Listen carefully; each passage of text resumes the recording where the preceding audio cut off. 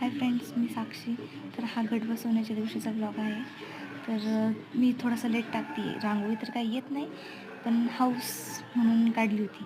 तर अशी मस्त रांगोळी काढली होती मी. छान दिसत होती ती रांगोळी.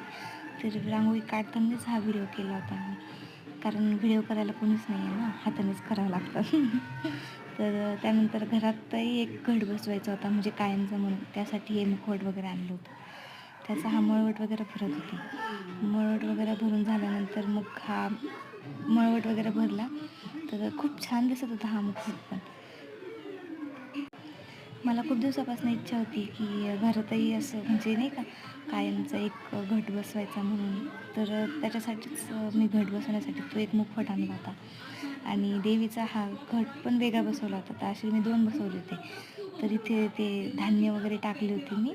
त्यानंतर हे लास्ट मुमेंटला हे पूर्ण असं दिसत होतं बघा. तर हे बघा, इथे माझा तो नवरात्रीचा घट आहे. इथे देवाऱ्यामध्ये हा आपला कायमचा घट बसवलेत मी. असा काहीसा म्हणजे लुक केला होता मी. त्यानंतर आरती वगैरे झाली दुपारची घट बसवल्यानंतर. ही आमच्या कॉलनीतली देवीची मिरवणूक, म्हणजे देवी बसवतात ना, तर देवी आली होती. देवीची मिरवणुकीचे हे जे असेच मस्त म्हणजे व्हिडिओ वगैरे काढलेत. मी तर काय नव्हती गेली. तर छोटासा मुलगा आहे, त्यालाच व्हिडिओ काढायला सांगितला होता. तर त्यांनी आज काहीसा व्हिडिओ काढला आहे. छान आला आहे व्हिडिओ पण. भरपूर लोक होते पण मिरवणुकीला. त्याला म्हटलं अरे जवळून काढणार, तर त्यांनी असा व्हिडिओ काढलात जवळून जाऊन असा व्हिडिओ काढून आणला आहे त्यांनी. नवीन आहेत ना, त्यामुळे एवढं काही खास जमत नाही, पण मग ट्राय चालू आहे. ट्राय केल्याने सगळं काही जमतं नाही का माणसाला. त्यामुळे मग असं काहीच व्हिडिओ वगैरे काढला त्यांनी. व्हिडिओ काढल्यानंतर देवी खूप मस्त दिसत होती. आणि त्यानंतर मग संध्याकाळी आम्ही दोघांनी आरती वगैरे केली घटाची. रोज सकाळ संध्याकाळ आरती करतात ना, त्यामुळे मग दुपारी माझ्या सासूबाईंनी केली होती, संध्याकाळी आम्ही दोघांनी आरती केली.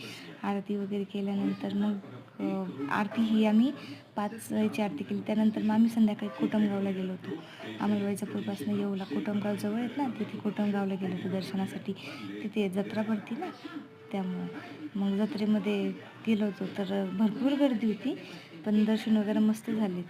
ही तिथली कोटमगावची देवी. त्यानंतर या देवांचा पण आशीर्वाद घेतला.